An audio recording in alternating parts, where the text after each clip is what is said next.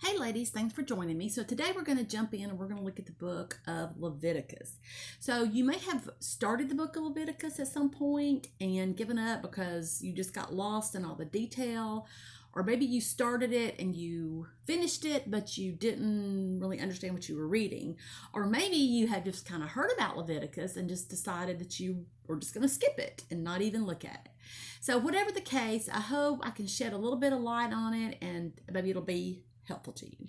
So let's jump in and let's answer our question. So the first question is, who wrote the book of Leviticus? And of course that would be Moses, because Moses wrote the first 5 books of the Old Testament. Who was it written to? Mainly it was written to the tribe of Levi. So those were where the priests came from. They only came from the tribe of Levi. So it was written to them specifically, but then also, I guess in a broader sense, it was written to the nation of Israel, and then a more broader sense to all of mankind. Now let's answer the question of how much time is covered. Based on my study, it looks like only about a month has passes in between the end of Exodus and the beginning of Numbers. So I'm going to give you 2 verses to write down. Write down Exodus 40:17 and Numbers 1:1. So let me say those again. Exodus chapter 40, verse 17, and then Numbers 1:1. So if you look at both of those, it looks like about a month is left for Leviticus to happen. Okay, so now let's think about the main idea of Leviticus. So Leviticus is all about protecting the nation and preserving the nation of Israel, because that's going to be the seed line that through which Jesus comes from.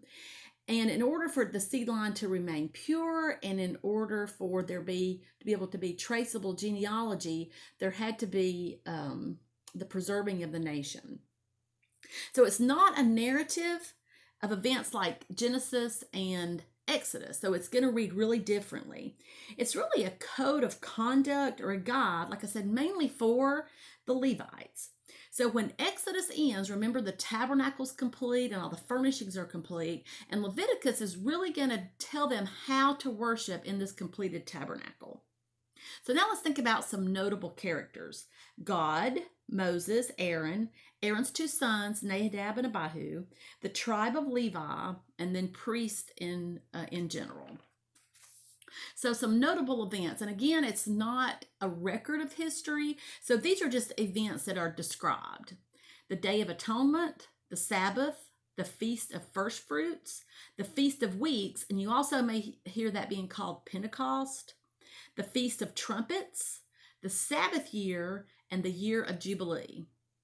So now let's answer the question, where on the timeline? It's still the wilderness wandering, and they're at Mount Sinai. So if you remember, the law was given at Mount Sinai, so they are still there. They're still at Mount Sinai. They haven't left there yet. So Jesus in the book of Leviticus. Again, there's a lot of discussion about the Passover lamb, and remember last week we talked about how Jesus is our Passover lamb. He's the atonement for sin. His blood was shed for the remission of sins. Also, we're introduced to the high priest in the book of Leviticus.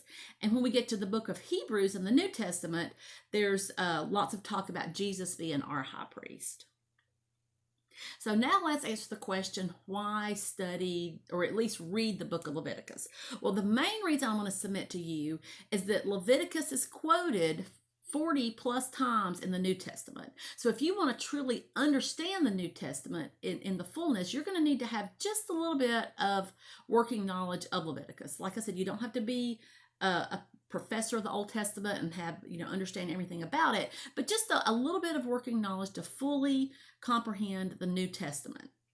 And I'm going to submit something that helped me understand it better, and that was to look for key words as I read the text. So these are my keywords, and again, this isn't inspired. You could choose your own keywords, whatever makes sense to you. But I looked for the word sin or guilt, the word blood, the word holy, the phrase make atonement, and then the phrase I am the Lord your God. And that just helped keep my brain engaged as I was reading to highlight those. I chose a different color for each one of them and just highlighted them as I went.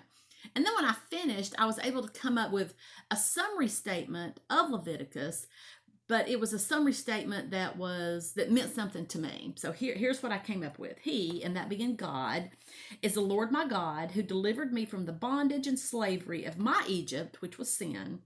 So God, he demands holiness for us as Christians today, and he still hates sin. And a blood atonement was required for my sin, and that was Jesus, who the Passover lamb prefigured Jesus. So I hope this has been helpful. I hope it shed a little bit of light on the book of Leviticus. I admit that it can be difficult reading, it can be difficult to understand, but if you could just remember the overview, it may help you if and when you decide to tackle it. Well, I hope y'all have a great week, and next week we will look at the book of Numbers.